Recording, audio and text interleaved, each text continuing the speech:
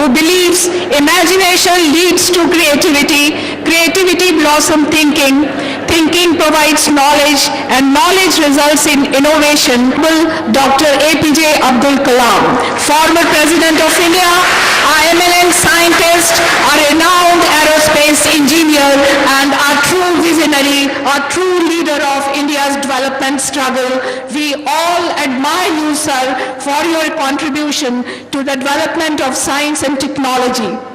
Pandit PRSU, Ravishankar University is celebrating this year a golden jubilee year, and sir, your presence amongst us is a matter of great pleasure and honor for all of us. All the faculty members, staff members and students feel honored in welcoming you, sir. I, on their behalf and my own behalf, extend a very hearty welcome to you, sir. I also welcome the Honorable Vice Chancellor, Pandit Ravishankar Shukla University, the distinguished guest present here, the Vice Chancellor of our own university, Oman Lal Sinha, who is physically challenged and holding a Limca Book of World Records, to welcome the Honorable guest.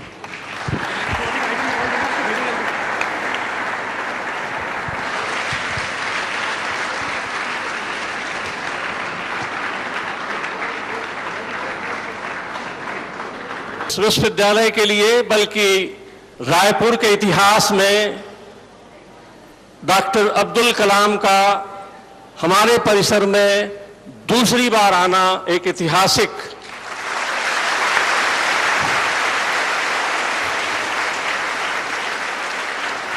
मित्रों, आप सब उन्हें सुनने आए हो, मुझे नहीं। तो मैं बिल्कुल आपका वक्त नहीं लूंगा, केवल आप सबका मैं इस परिसर में स्वागत करने के लिए यहां खड़ा हूं। मित्रों, डॉक्टर अब्दुल कलाम, जिसको हम मिसाइल मैन के रूप में जानते हैं, यह उनका दूसरा आगमन है। 2004 में कन्वोकेशन एड्रेस देने इसी ऑडिटोरियम में पधारे हुए थे।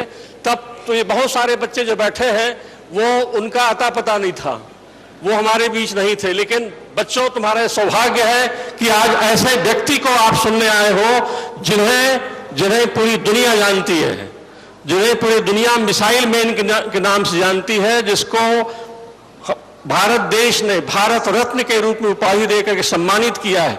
मित्रों, सर, मैं विश्वविद्यालय की ओर से और पूरे समुदाय की ओर से आपका मैं बहुत बहुत हार्दिक स्वागत करता हूं।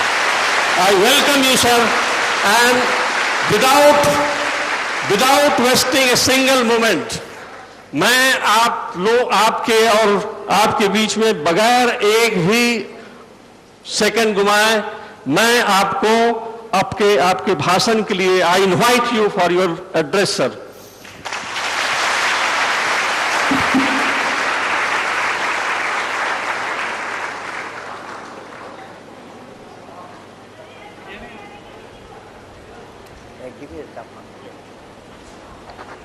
Friends, good evening to all of you.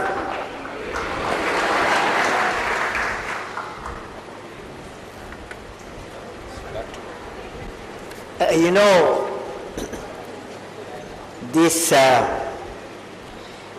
I am very happy to be in the campus second time. I have come in 2004 here. Can you hear me, all of you?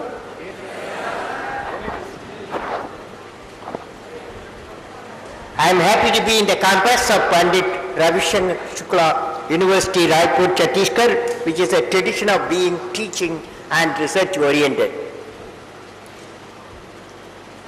I am glad to know that every year a number of papers are published in national and industrial journals, and also astronomy observatory is proposed to be commissioned, and I was told it has been commissioned already.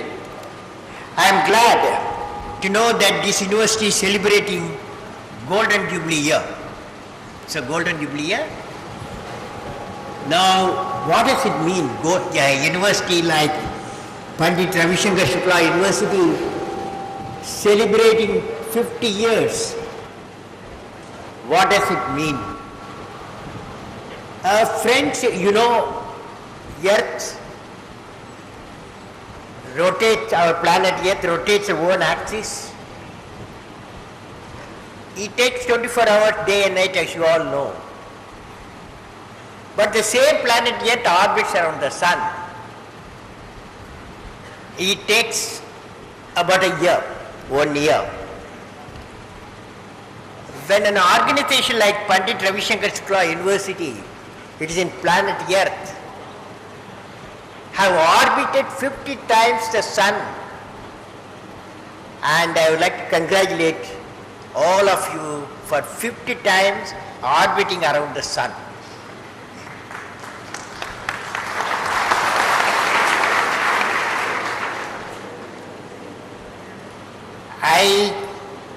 I greet all the pioneers of Pandit Ravishankar Shukla University and greet teachers and the alumni and students.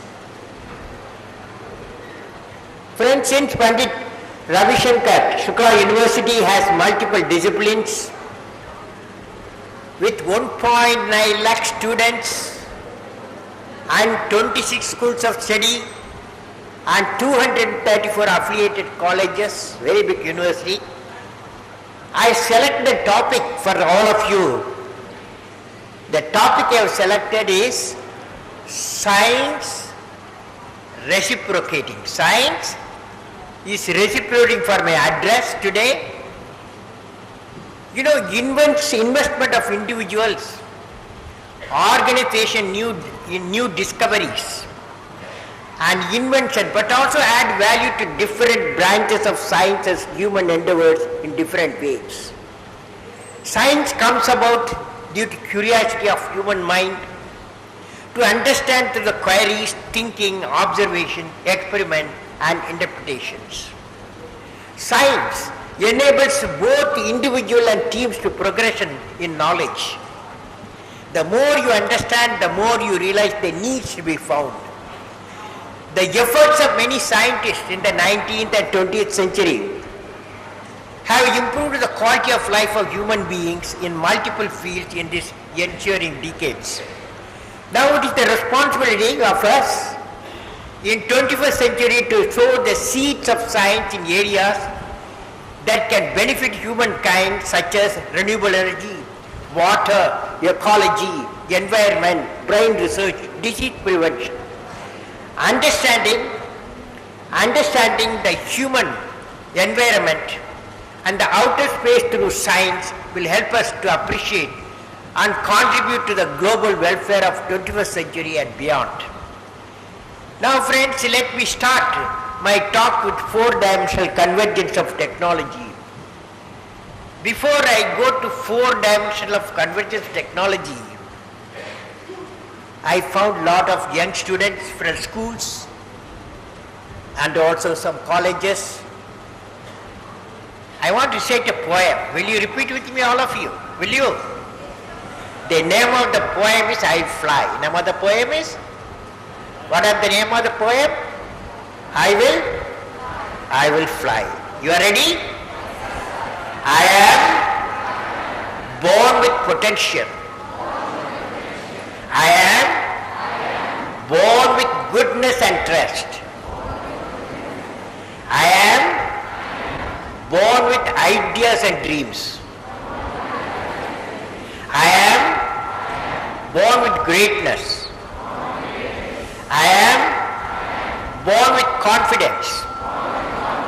I am born with courage. I will defeat the problem and succeed. I am born with wings. So, I am not meant for crawling because I have wings. I will fly, I will fly, I will fly.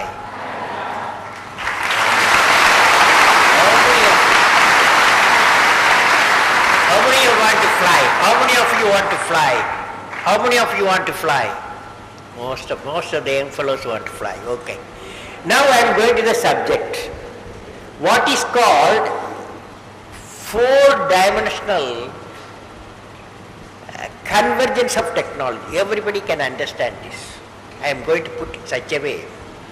You know friends, the information technology and communication technology have already converged, leading to information and communication technology called ICT. It's all you are aware. The information technology combined with the biotechnology has led to the bioinformatics, which you will be studying in your university. Similarly, photonics is grown out from the laboratories to converge with classical electronics and microelectronics, bring in a new high-speed option in consumer products. That's how the flexible and the unbreakable displays using the thin layer of film on transparent polymers have emerged as a new symbol of entertainment and media tools.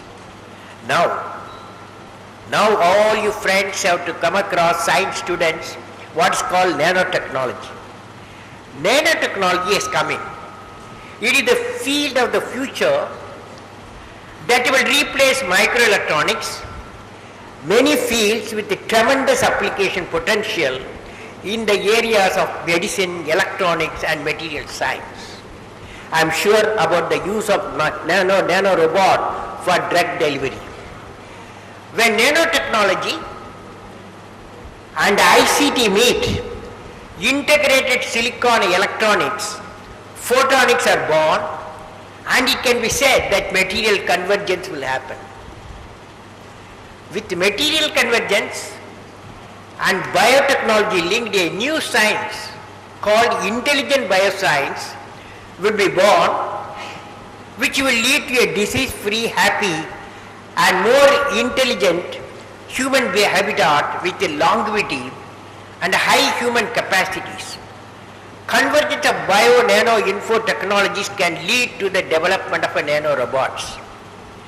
Nanorobots, when they are injected into a patient, my expert friends say that they will diagnose and deliver the treatment exclusively in the affected areas, and then the nanorobot gets digested and is a DNA-based product. I saw the product sample, one of the laboratories in South Korea, where best of minds with multiple technology work with the target of finding out-of-box solution. Now let us look what is science reciprocating, what does it mean? Let me give an example.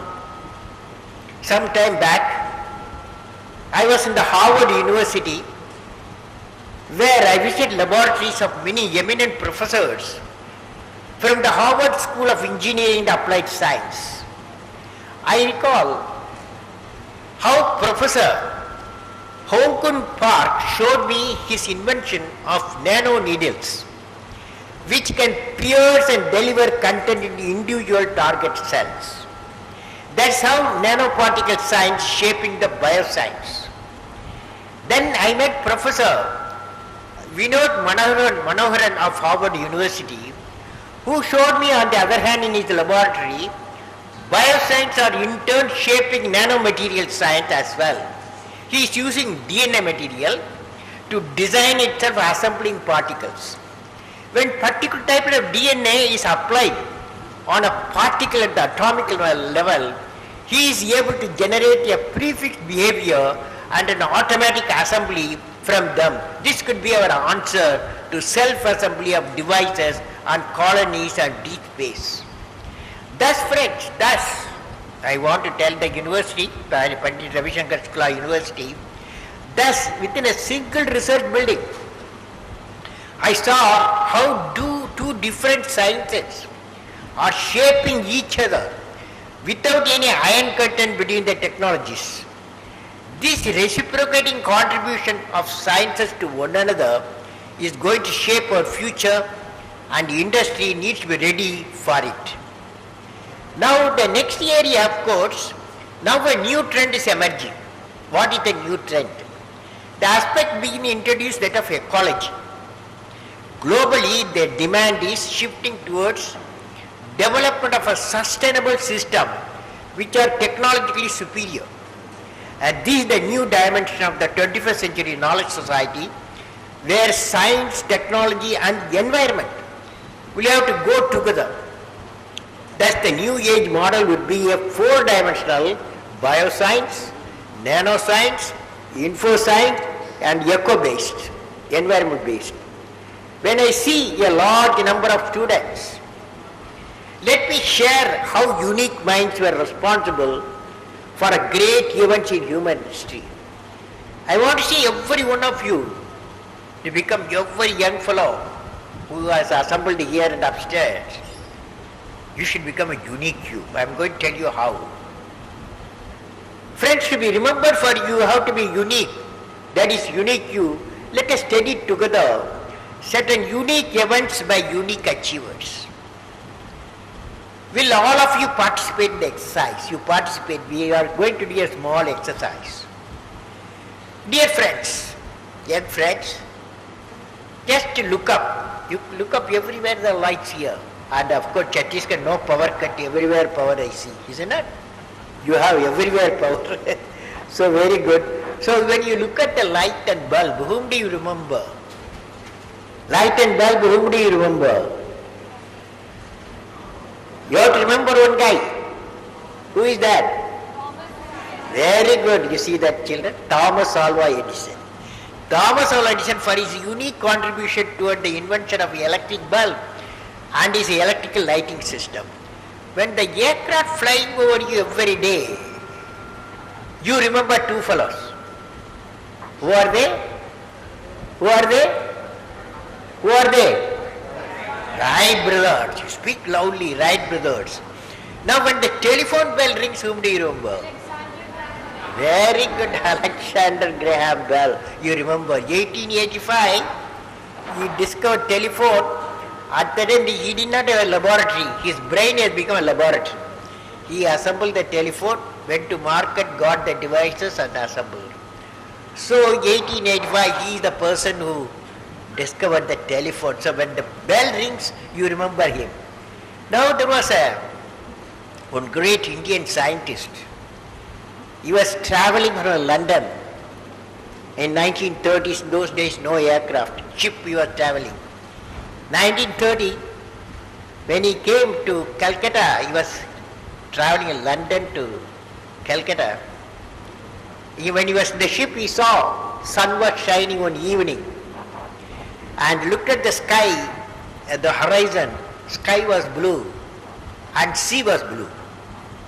He asked a question, why sky is blue, what sea is blue? But that question has to be answered after 7 years of hard work he has to do in the National Science Laboratory in Calcutta for 7 years. Then we found out the reason. It's because of scattering of the light, back scattering of the light. He got a Nobel Prize. Can you think of a person? Sir C.V. Raman discovered back scattering of light and he got it. Now friends, a great mathematician India produced, but India could not recognize him at the right time, and he wrote exam, in those days intermediate. When he wrote exam, he failed all the subjects except mathematics. Mathematics teacher, when he evaluated his paper, he put 110 for 100, okay, so good. Now, but he used to write papers, and it appears in all journals. Then Professor Hardy of Cambridge University located him, lifted him from Kumbakonam to London, and he became a famous mathematician in number theory.